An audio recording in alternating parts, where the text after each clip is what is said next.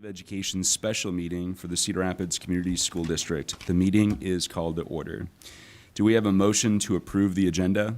I move that the agenda of Thursday, April 14th, 2022 Board of Education special meeting be approved as set forth, and that each item is considered ready for discussion and/or action.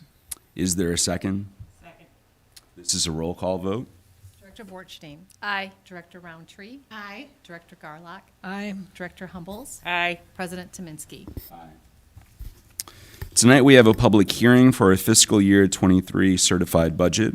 Board Secretary Day, have we received any written correspondence related to the public hearing on tonight's agenda?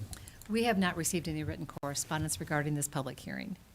Do we have anyone who has requested to address the board this evening regarding the published hearing? We have no one who has registered to address the board regarding this matter. The public hearing is now closed. Our final agenda item is the consideration and approval of the fiscal year 23 certified budget. Are there any questions? Well, I would turn it over to you, Ray. Thank you, President Tominski.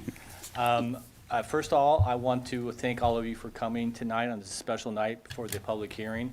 I apologize for having to have this happen. It was scheduled for April 11th, and due to a technical issue that the Gazette had, our public hearing notice did not make the paper on Friday, April 1st, like it was scheduled to go in. And I was just thankful that we checked to make sure it was not there. And so they apologized profusely about that and whatnot. Our only option was to reschedule a public hearing to meet the letter of the law. And so I really thank all of you for coming tonight to be able to do this. So now I'm going to go on here. This is the same budget cycle. We updated the dates that we talked about last time.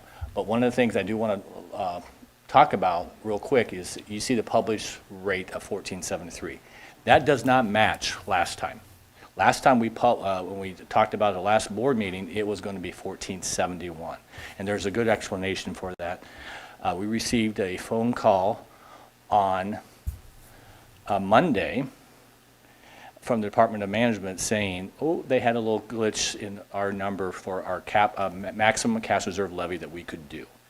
It should have been an additional $93,840 more. So what I have done here, I reposted with a higher rate for a reason. So when you go over here, you can see this. It's hard to read this.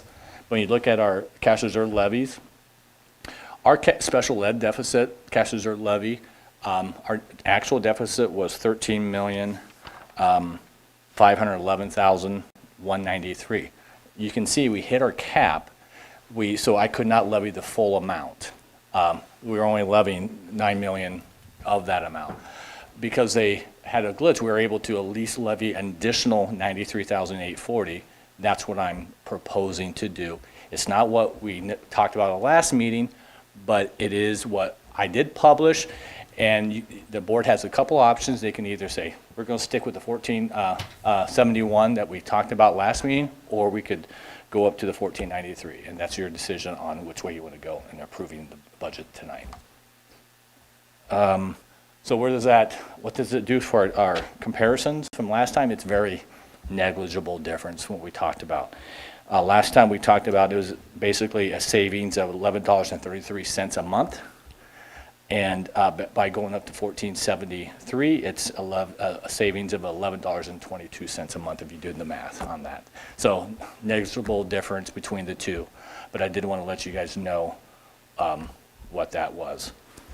And it really doesn't have, so you can see where we compare to the districts, our proposal for next year compared to this year's levies for the district. So it's really not much difference other than it's a little bit higher than what we reported last time. Really doesn't really have much of an effect on our solvency ratio. And so that's all I have. So I would just say that the current recommendation is listed in the agenda with a total levy rate of 14.72968. And so that was what the board would vote on unless there was an amendment to that recommendation. Okay. Wanted to go precisely to what previously, I can give you the exact number.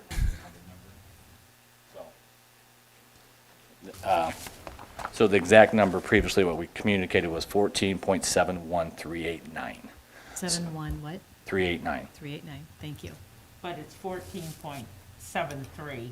14 rounded, 14.72968 is what I published that actually got into the paper, not the one that did not get into the paper. Okay. So, What's in the agenda is the one that I just read. yeah. Okay. Yeah, so if you would vote on that or amend the recommendation. Are there any questions? For Dave? So this is just overall, like looking at .4 here, so it's overall still a savings compared Correct. to the current rate of 15.719119. So, Okay. yep. Did the glitch just affect Cedar Rapids? Yes, I actually sent an email to all the Lynn County schools and said, hey, FYI, this happened to us, please make sure you weren't caught up in that. And some of them had already had their hearing, and it was in a different paper. So it just happened for us because we had a board meeting Monday and approved to go for a public hearing. On Tuesday, the earliest you can get into the paper, if you send that, is Friday. So, because, we do that a lot in Cedar Rapids. We have approved something on the one board meeting, the next board meeting we do it. And it's just, if you miss it by a day, it doesn't get in there by the cutoffs, so.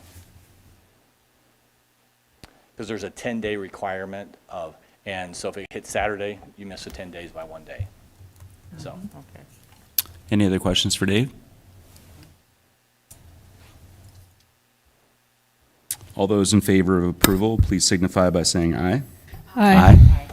Those opposed, same sign. With no further business, we stand adjourned. Thank you. Thank you. Thank you. So we were